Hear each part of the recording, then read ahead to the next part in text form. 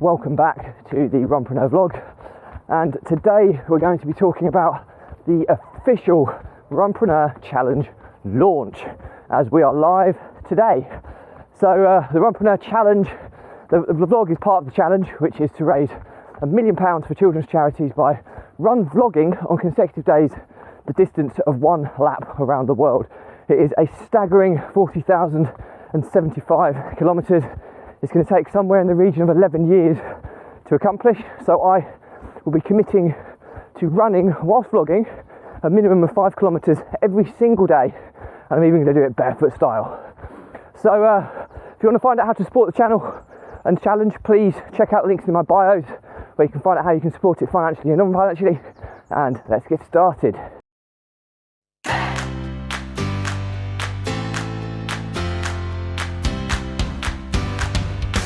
So it's a bit of a strange one today because obviously this is part of the vlog, and the vlog is always a few weeks behind in terms of filming date, and then a few weeks passes before publishing goes out. It just means that we can build up a stock of content, and it's a lot easier to kind of prepare and do the editing and not be super stressed. So you're going to probably see this in a few weeks' time when the challenge will already be live. Now, we are doing some live content on the launch to obviously generate some interest, and the man who kind of set the challenge for this, and he wasn't really aware when he set the challenge of what it would grow into, has launched it with me, or is launching the challenge with me, and that's Rob Moore. He's my business and marketing mentor, and he's been a mentor of mine since mid 2000s really. So he's been highly influential in my journey into entrepreneurship, that migration from entrepreneurship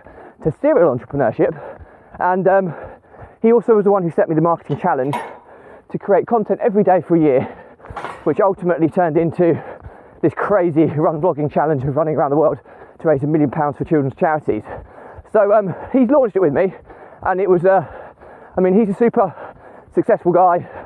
He's a serial entrepreneur on steroids, but he's got a podcast with millions of followers all over the world. So we're really excited to kind of see how this kind of pans out, as this is all quite new to me. So hopefully it'll all work well. But the reason for this episode today is obviously just to explain what we've been through. It's launch day, my emotions, so you can kind of understand the pressure this kind of puts you under when you're launching something. And I think a lot of the guys who are marketing experts kind of thrive under this, but it's been pretty brutal really, because you're building up to something, you're trying to build up some frenzy, you're trying to get people's understanding and engagement, and then you're hoping for some success in return for the actual launch. And the success to us is to get some subscriptions. Now, we're underway already before launch. We've got maybe 10 subscriptions at the moment, which is amazing. I think the run rate of those subscriptions over the course of the challenge will equate to somewhere in the region of £600. So these small subscriptions build up over the course of time. So it's we're off to a start, which is great. But we're hoping on launch that we manage to get a lot more interest, a lot more buy-in, a lot more people donating and subscribing to the challenge. So, but it's stressful, and as you find with any launch, nothing ever goes 100% to plan.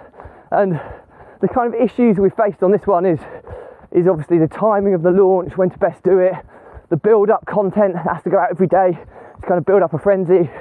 And the team have been amazing in that regard. But then you got little nuances like, confirmations of donations coming in, making sure the emails sent in the right context, and all these little nuances that we've checked and tested things, but there's still a few things that have inevitably appeared at the last minute, which is a little bit scary. But I think sometimes talking this stuff through and actually realising, you know what, this is for charity, it's for fundraising, it's to try and make a difference in a really positive way in the world to children who need it the most. And we're doing our best, and things are going to go wrong, things will continue to go wrong, and I think it's how we react to them, how we put them right, and how we continually focus on the main objective here, which is to raise as much money as feasibly possible to save the lives of children. And when I talk that through, it makes me think, you know what, I'm doing this, you know, completely, there's no benefit financially in any way, shape or form. It's completely selfish, something that I'm so passionate about doing. And I just, when I talk myself through it, sometimes I beat myself up a bit too hard that I have put everything into this. I will continue to put everything into this. And you know what, the odd mistake will happen, but we'll deal with it. We'll deal with it the best way we possibly can. And we can only do our best.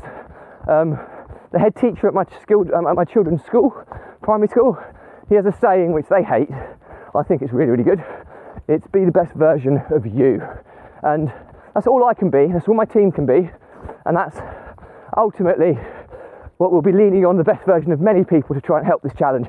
So that's kind of where I am today. I just wanted to let you know that the pressures are pretty extreme with launching big events like what we're doing today. And you can only do your best. And sometimes you have to just reflect and actually say, you know what, we are doing our best here. And if it doesn't quite go to plan, we'll dust ourselves down and we'll correct it.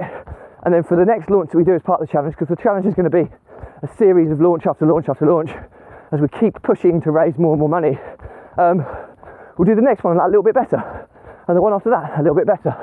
And I think it's that focus on continual improvement, which is where we're going to get the ultimate success. And we're fortunate in this challenge that we have 11 years, so you can have the odd mistake in an 11-year challenge.